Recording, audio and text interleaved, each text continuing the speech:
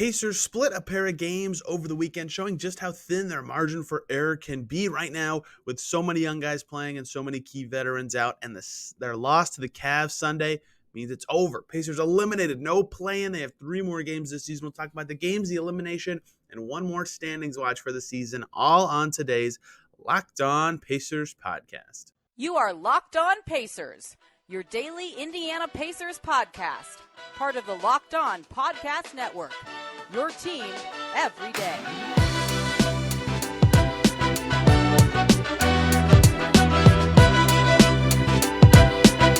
Welcome in to another edition of the Locked On Pacers podcast, where we, of course, talk about the Indiana Pacers. As always, my name's Tony East. I cover the team for Forbes and SI. And today, diving into the Pacers weekend that was 2 games, 1 win and 1 loss. And the big story coming out of it, eliminated from the hunt for the play-in, the playoffs, the postseason, whatever phrase you would like to use, the Pacers by losing to the Cavs and the Bulls, pulling off a big win on Sunday. It's over. Pacers can no longer reach any games beyond their Sunday game against the Knicks. We'll break all of it down. The Pacers weekend, how they're eliminated and what that changes about their approach going forward, and standings watch for the last time of the season. I thought it could be a standings watch today, looking at, I guess there's still a technical plan path. Instead, we'll just look at the inverse standings. We'll probably do a couple looks at the inverse standings throughout the week because it's the most fascinating thing going for the Pacers right now. And they got a bunch of huge results for their draft positioning on Sunday. But we'll start with the games that were, because the Pacers did get a win, a feel-good win, given how their season had been going. On Friday, they beat the Thunder at home by 4. And it sort of exposed some flaws at the same time. The Pacers' margin for error right now is so thin if they want to get wins, given who's available for them. With Halliburton out and with Turner out, they're playing young guys. They're leaning in on development and internal growth and responsibilities and all these things that are very important for them down the stretch of the season, long-term, whatever phrasing you want to use, but are also extremely difficult to do and win at the same time. The Pacers played the Thunder on Friday, and they played pretty well, to their credit. They defended well. They got good performances from a couple young guys. Jalen Smith was really good in that game. TJ McConnell was fantastic. I did a whole story on him. I highly recommend you read on SI. But the Pacers in that game, 30 assists. They shot 46% from the field. They defended pretty well. They got to the line, and they won by 4 because the Thunder just forgot how to shoot. The Thunder went 4 for 30 from deep in the game. Their best shooter, Isaiah Joe, went 0 for 8. Like, all these things that, the Pacers defended the 3 well. This isn't just the Thunder missed shots, but the Thunder kind of did just miss some shots too, where it's a little bit almost lucky that the Pacers were able to emerge with this win, and they had to play perfectly and get some luck to make it happen, versus against the Cavs, where in the first half, the Pacers had similar luck in that game, right? They shot 6 of 14 from deep. They got to the foul line 17 times and hit 13 of them. They had low turnovers. They had 14 assists. Their offense was rolling, right? That's what it took for them to be winning by 2 points at halftime against the Cavs. They did look really good, though. They played very well in this first half against Cleveland. By the way, if you're on YouTube or listening and the audio quality is a little different, it's because I'm in a hotel in Cleveland. Went to the game at Rocket Mortgage Field. This was a great time to see another new arena. But in the second half, finally the Pacers' margin for error threat went away, right? They shot 3 for 10 from deep. They couldn't get to the line as much. They were under 40% from the field, and their turnovers exceeded their assist numbers in that half. Meanwhile, the Cavs defense ratcheted up. They started hitting some threes, and they completely dominated the second half by 12 points, and they get the win. So these games are really exposing how thin those margins for errors are for the Pacers right now, right?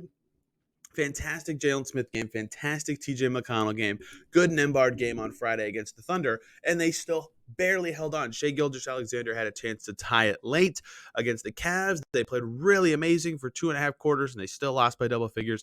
The Pacers have to play really well, almost perfectly, to win with who they have available, and that was really key over this past week. And I think that's the biggest takeaway, is if the Pacers are going to win again, even against Detroit on Friday, right? They play the Knicks twice and the Pistons once to close out their season. They'll have to play almost perfectly to get the wins. Now, granted, now that they're eliminated, wins not very important for this team at this stage of the season, but still noteworthy. Also noteworthy, though, is the growth that was seen from some Pacers players this weekend. And I'm going to do a story on him, but Jalen Smith is playing some terrific basketball right now. I want to start with him, even though I don't think he was the best Pacers player from the weekend. He's just been in a bit of a groove, right? He, like I said, against the Thunder, had that 12.15 rebound double-double, looked like one of the best players on the floor. He had 17 right before that against Milwaukee, 11 against Dallas and Atlanta. He has scored in double digits now because against the Cavs, he did it again. In that game, he finished with 12 points. He scored in double figures 5 games in a row, and he had 3-game stretch in a row before 2 rough nighters when he was coming off the bench behind Isaiah Jackson. So he's scored double figures in 8 of his last 10 games now, rounding into form to close out this season, which is good to see for him and for the Pacers.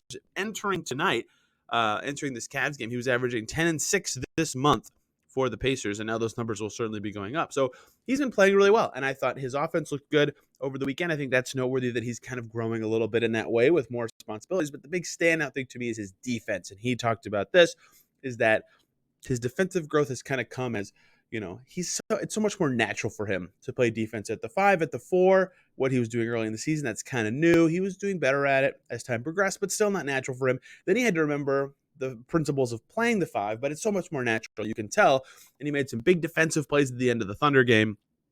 Some blocks, some rebounds, everything really to get the Pacers the win. He was a +6 in a 4-point win in under 30 minutes, was really good. And then again against the Cavs off the bench in that one, 5 for 8, 12 points, 8 rebounds in 27 minutes. Jalen Smith had a really good weekend, and he is closing the season strong after a rough year. The shot is still not there, right? He talked about that a little bit after the Cavs game, just saying it's not something that's falling for him, even though he felt like he couldn't miss last season. But it's stabilizing a bit here. His scoring's gone up. He's really finding his spots a lot better, which I think is key for him heading into next season. And getting this momentum, showing what you can do, showing how you can fit is crucial for these young guys. I thought Jalen Smith had a great weekend. You know who else did? Is not a young player, TJ McConnell. TJ McConnell, one of his best games of the season on Friday against the Thunder. 21 points on 10 for 15 shooting. That was the only 20-point score for the Pacers in both games they played this weekend. 9 rebounds, 8 assists. They couldn't get him off the floor in this win. Was defending good players for the Thunder, getting into the paint, shifting the defense against the Cavs 2 nights later. 7 for 8 from the field, 5 assists, 16 points and 5 assists. He was a +7 and a 10-point loss. He was a +16 and a 4-point win. He was amazing this weekend. He's looking awesome. He's showing how he can create for this team, and he's such a crucial part of, with no Tyrese Haliburton, this team's entire identity. And it's been fascinating to see him step up in that way and be so crucial. Rick Carlisle played him 10 more minutes on Friday than he did on Sunday.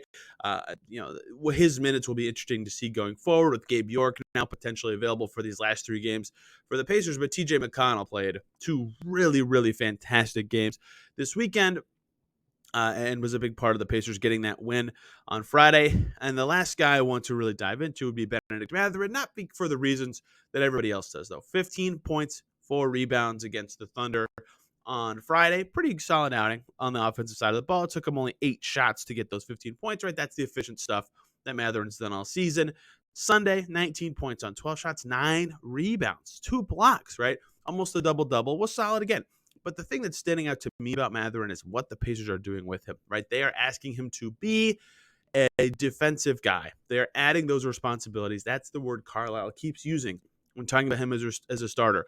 Responsibilities. It's a big part of his development. I did a whole segment on this after his 29-point game last week of, his new role, what it means, how starting is different than coming off the bench, and how he acknowledged that.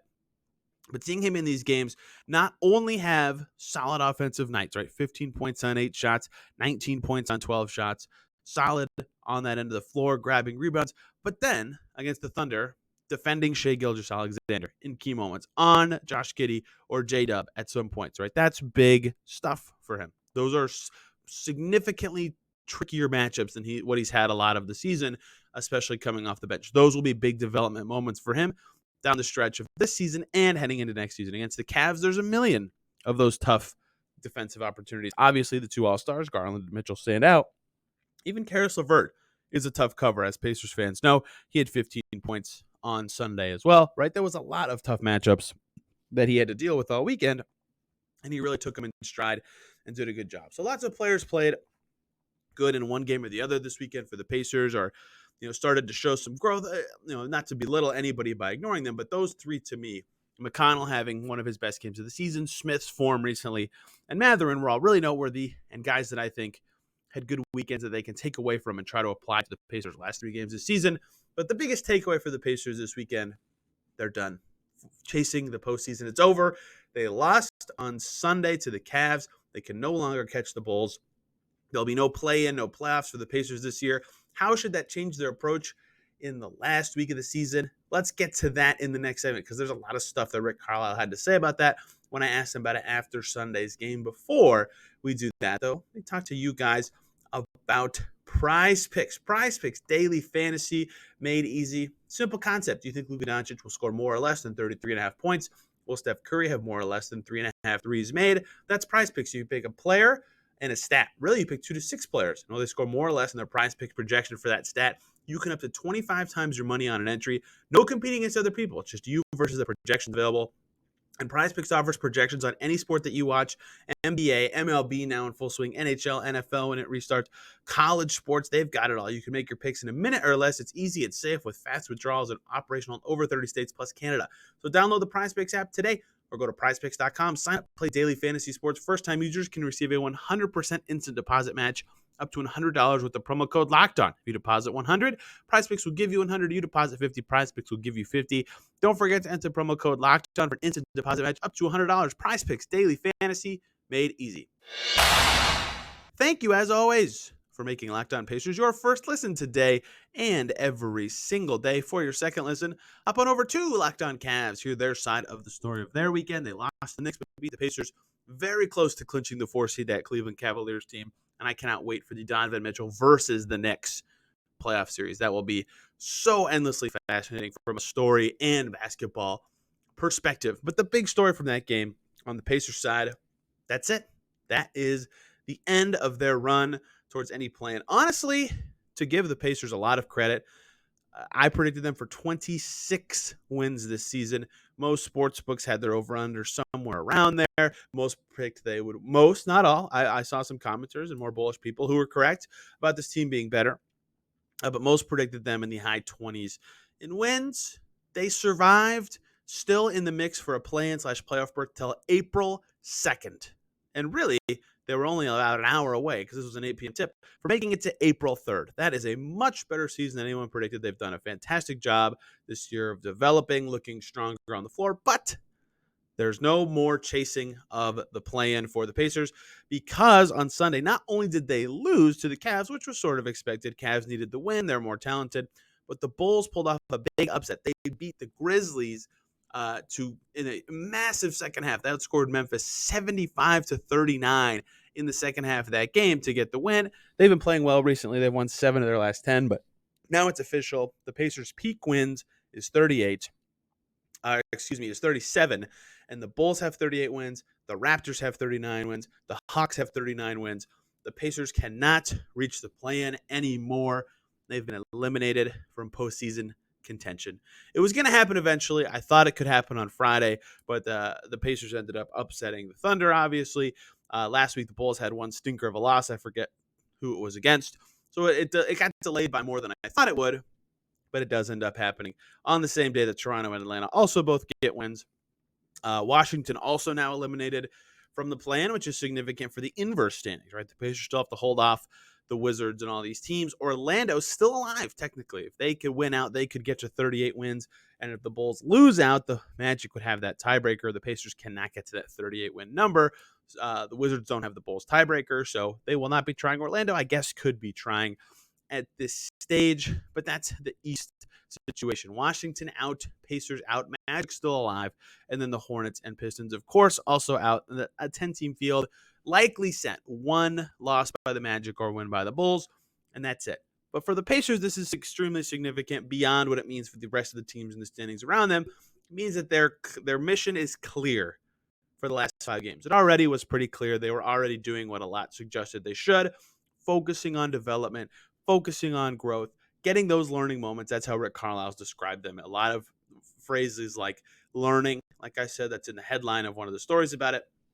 Responsibilities. He used the word internal development today in his post-game press conference. Those are the things the Pacers are focusing on and have been focusing on. Now that is crystal clear the message down the stretch, right? Winning and losing, not nearly as important. It does not matter to the fate of their season. They've already exceeded expectations, maybe even internally they've exceeded some expectations. Given how Kevin Pritchard was talking at the trade deadline, I still think they probably have with their 34-win season. So now the rest of the season is easy. Get your young guys on the floor, get them minutes to develop, get them in new situations, allow them to explore their games and develop and get some momentum heading into the summer so they can feel good about their development as they work on their games, and get the team some developmental momentum heading into the summer. That is just as important. I asked Rick Carlisle after the game, if anything changes for this team now that the elimination is official. I didn't think so, given what they've been doing and how they've been playing. And he even kind of asked me after I asked the question,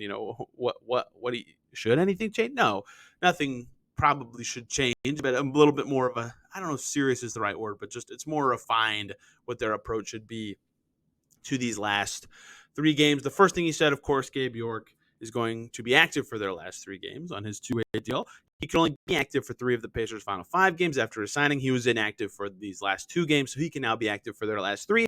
That's one thing. They can explore his play. Perhaps he steals some of TJ McConnell's minutes in these games. I don't know exactly how the Pacers will deploy him or what the plan is. That's the new thing, the new sort of thing, but the way Rick described it is the approach is the same. And I think that's, given how these games have gone, makes the most sense. They'll be competitive and finding those learning chances for the young guys, whether that's a ton of minutes for Andrew Nembhard or Jalen Smith, or more difficult matchups for Benedict Mathurin, or finding a way to get Isaiah Jackson and Jalen Smith different run, or get Warren and Neesmith their playmaking chances, whatever that is. There's a million ways that could go, but that's the important part of this. Those young guys get those opportunities to do exactly that in these Pacers' last 3 games, because the wins and losses part of this is no longer part of the equation, right? Winning for the Pacers, it might just happen against the Pistons, right? The Pistons are not talented. The Pistons have 1 win in their last 23 games.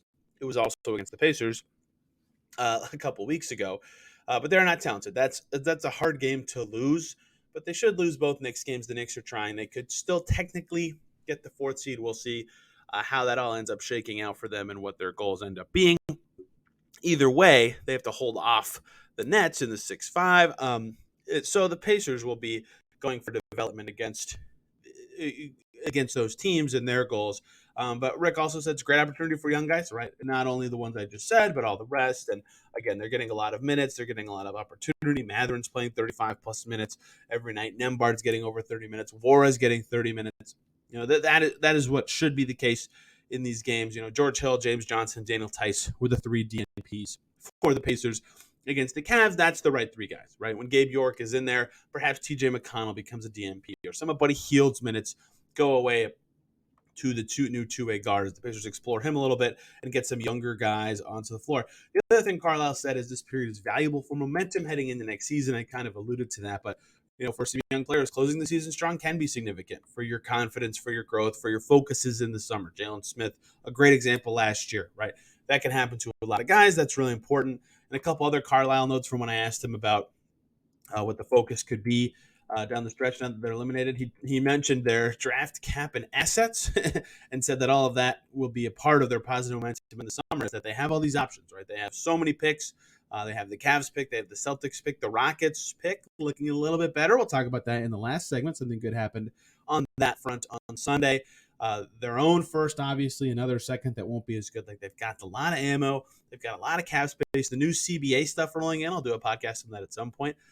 Looking good for potentially their room exception. Like, a lot of stuff suggests this is going to be an aggressive summer for the Pacers by default, but also just given where they are, it makes a lot of sense for them to be aggressive in a way that, you can say you tried in the past, but like the action suggests that it will make a lot of sense this time. And the other thing Carlisle said, and this is the point that I think a lot of fans would like to hear about, is he said they cannot underestimate the importance of internal development and responsibility, right? And I think that is the key for the Pacers in these last 3 games, in their last week of the season. Now that there is no playoffs, there is no plan. Internal development, that is the goal, that is the key. Get guys in situations where their responsibility is a little different or a little more, even if it's similar, it's just more of it, and see how they handle it, right? Can they handle harder challenges? Can they handle an expanded role? Can they handle doing something with the ball, away from the ball, that they don't do all season? And can that development, one, be shown over this week, but two, be something that they can feel confident about, feel good about internally heading into the summer. I like where this guy's at with the skill. This guy needs to work on this skill. Knowing all that information really helps iron out what their summer is going to look like. And it's important that they figure out as much as they possibly can in these last three games. Development, fact-finding, whatever phrasing you want to use, that's the key for the Pacers in these last three games. Now that they're eliminated, if you want, you can look on YouTube on the Pacers page. You can hear what Carlisle said when I asked him that question in the presser, the end of the Pacers-Cavs game. Let's do standings watch one more time this season. Here where the Pacers are in the standings. They no longer can reach the play-in, obviously, but the inverse standings are very important, and how the Cavs pick's doing, who you need to be rooting for as a Pacers fan, the Celtics pick, the Rockets pick, everything, because there's so many layers to peel back, and the picture becomes more clear every single day. Every game changes the standings so significantly in the NBA right now. It's absolutely bananas how close all these teams are with a week to go. Before we do that, though, let's talk about the Built March Madness bracket. March is over, but March Madness not quite done. Championship game tonight. If you have a favorite Built Bar or Built Puff, now's your favorite time to make an account. BuiltMarchMadness.com to vote for your favorites. I'll be voting for the peanut butter brownie. If you want the Pacers to win or lose, you should be voting for your favorite bar too. Support your team and support your favorites at Built Bar. If you go vote, you could be entered into a drawing. You will be entered into a drawing where 50 lucky Lockdown listeners will get a free box of Built. Not only that, but one fan will get a 12-month subscription to Built to have Built's best bars or puffs delivered monthly straight to your door. You've got to try Built, the best protein bar ever. They're so amazing you won't think they're good for you. What makes them so good? Well, they're all high in protein, low in sugar, and covered in 100% real chocolate. It tastes like a candy bar. Run to BuiltMarchMadness.com right now to vote for your favorite bar or puff and pick up a box while you're there. You can vote every day until the tournament's over. Hop in and support your pick. Thank you, as always, for making Locked On Pacers your first listen today and every single day. Man, there's a lot of good stories in the NBA right now. So a couple to suggest. Locked On Suns for your second listen. Kevin Durant back. Suns keep winning. Locked On Mavs for your second listen. Mavs keep losing. The opposite story of the Phoenix Suns. The Cavs, I suggested. Top three of the East is settled. Any of those teams in a fascinating situation. And the Spurs, big win over the Kings on the road. We'll talk about the Spurs in this segment in a second. Locked On Spurs. Jeff Garcia's got it for you. Standings watch. We made it to the last week of the season. Didn't think we'd do one last week. We did. And now we're doing one this week. But, of course, the lead is the Pacers cannot reach the play-in anymore. There's no point of talking about the Bulls. There's no point of talking about the Pacers winning and what that means for the standings, because it doesn't matter. If they win the last three games, they'll have 37 wins, and they still won't make the playoffs. By the way, 37 wins would, at worst, tie them for 10th in the inverse standings, and that's where we start. The Pacers' floor is officially set at 10. They're one loss away from their inverse standings floor being set at 9. If they lose both games to the Knicks, their floor in the inverse standings is set at 8. And so there's a lot of layers to peel back in this, but it's looking very likely the Pacers will finish somewhere between 5 and 8 in the inverse standings. And, of course, that is the biggest thing to watch because it's their own lottery pick.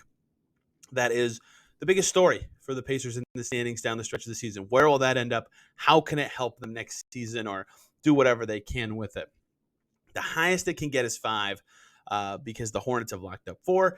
The lowest it can get, like I said, is 10. We'll see how this week ends up going.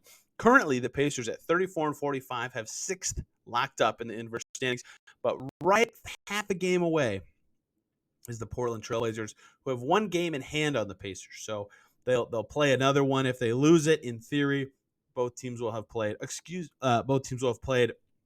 79, and the Pacers will be the team that is still in 6th. The Wizards are in 7th at 34 and 44. They have a game in hand on the Pacers as well. If they lose it, they'll tie the Pacers at 6, and the Magic have the same 34 and 44 record. So when those teams reach 79 games, there'll be a clearer picture of how that all is going to shake out. That said, the Wizards play the Rockets later this season, so that's a significant game to watch. There's a lot of significant games for the Pacers this week that will really kind of define how this is all going. Orlando has a tough schedule, right? Cavs twice, Nets and Heat, although looking at the opponents is kind of tougher at this stage of the season. You never know who's going to be trying and who isn't at this stage. It's all very complicated the rest of the way. But that is the crux of the Pacers situation. The key teams to watch. The Pacers would love to see wins from Portland, who plays San Antonio Thursday. Huge game for the Pacers in many ways. The Wizards and the Magic. Any wins from those teams would be huge, and the Pacers potentially locking up a higher lottery situation. We'll talk more about their odds as this week materializes and things come more into play. Let's talk about the other Pacers first-round picks. The Cavs pick. It's clinched. The Pacers are going to get it. What's it going to be? The Cavs win over the Pacers. Means that pick is currently in 25th, and the Cavs are half a game away from that pick being 26th. It looks very unlikely it could get to 27th, but it also looks kind of unlikely that it would fall down to 24th. The Kings, 6-4 in their last 10. They're 1.5 games behind the Cavs. It looks like that Cavs pick is going to be 25 or 26 with 1 week to go. Any Cavs loss would be huge. Cavs play the Magic this week. If the Magic win that game, Pacers will be very happy to see that result. The Celtics, 54 wins. That pick is now 29th. It's also headed to the Pacers for sure. The 76ers, who are 27th in the inverse standings right now, their peak wins is 55. So one more win from Boston means that one cannot go as low as 27 without a coin flip. And then the 76ers peak wins is 56. That pick is looking very likely to be 28 or 29, maybe 30 if the Bucks stumble a little bit. Pacers are rooting very much for the Nuggets and Sixers and against the Celtics this week. And again, they're rooting for the Memphis Grizzlies and Sacramento Kings against the Cavaliers to make those picks as strong as possible. Now, the other pick the Pacers have that's extremely noteworthy is their second rounder from Houston. I wrote a story on this for Forbes if you'd like to see it broken down in a little more detail that is laid out in a way that makes sense. The Rockets, remember, the Pacers get the Rockets second round pick if that pick is 31 or 32. If it's 33, it goes to the Celtics, and instead of the Rockets pick, the Pacers get the worst of Miami and Dallas's second-round pick. Miami's second rounder right now is pick 50. So there's an 18-pick difference riding on the Rockets finishing with a bottom two record. Pacers would love to see it. Now, Pistons, 62 losses, 16 wins. The Rockets currently have a peak loss number of 63. So the Pistons need one more loss to lock up, essentially, at worst, a tiebreaker with the Rockets for the worst record. It's looking exceedingly unlikely that the Rockets pick will get down to 1 or being 31 in the second round. But it could still be 32. And the Rockets did get a win last week over the Pistons, ironically. But that got them 19 wins. That was the same number the Spurs had at the time the Rockets beat the Pistons. Great news for the Pacers, though, that happened on Sunday before their game finished, is the Spurs won. I said this earlier. They beat the Kings in overtime in Sacramento. Huge win for the rest of the Pacers season to see the Spurs get that win. That's 20 for the Spurs. That could be the max the Rockets end up with, which makes it more likely. The Rockets have 3 more games. Makes it more likely that pick at worst ends up being a coin flip for the Pacers to potentially keep it. And once again, lets the Rockets control their destiny for that top 2 slot. The Rockets close with an easy schedule, though. They play Denver, they play Washington, and they play Charlotte. Washington not playing for anything, Charlotte not playing for anything. Denver still has not locked up the top pick. The top seed in the West. So they'll probably be trying, but the Rockets losing to one of the Wizards or Hornets to a guarantee for the Pacers. At worst, a coin flip to get that Rockets second round pick. So every game for them is significant. And then the Spurs, as I mentioned, the other team there, if the Spurs win one, that'd be also huge for the Pacers. And the Spurs have 4 more. They have Dallas, who that's their last game of the season. If Dallas ends up tanking by then, that could be huge. They also play Minnesota, Portland, who is not doing anything, although they did just get a win Sunday as well, and Phoenix on their schedule. Any one win there from San Antonio, again, would be huge. Portland got a win Sunday.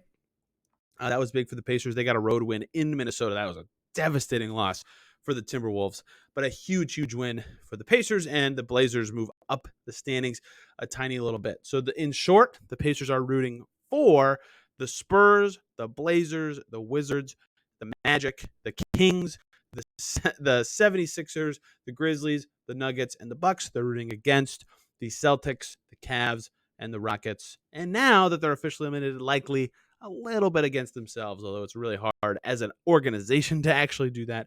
We'll see how this all shakes out. In theory, they're rooting for Detroit, although that one exceedingly unlikely to actually matter for them down the stretch of the season. If you have any questions about standings watch, it's confusing. There's lots of picks, there's lots of teams, there's lots of games. I'm on Twitter at TEastNBA. I'm tracking this every single day, and I'll break it down for you. I'll likely do another segment this week at some point, because this will all, in 3 days, this will all change so dramatically. And with very few games left at that stage, it'll be very obvious what the situations are for the Pacers. So we'll have more coming this week. Tomorrow, Jimmy Cook's going to join us. We'll be talking about the Pacers' focuses now that they're eliminated, a little bit what players, young players specifically, have impressed us recently and maybe increased their status heading into another season, and a lot more stuff. Lots more coming this week as the Pacers have 3 games left of their season and are officially eliminated from playoff, postseason, whatever contention. Thank you guys so much for listening. Hope you had a wonderful weekend. We'll see you tomorrow.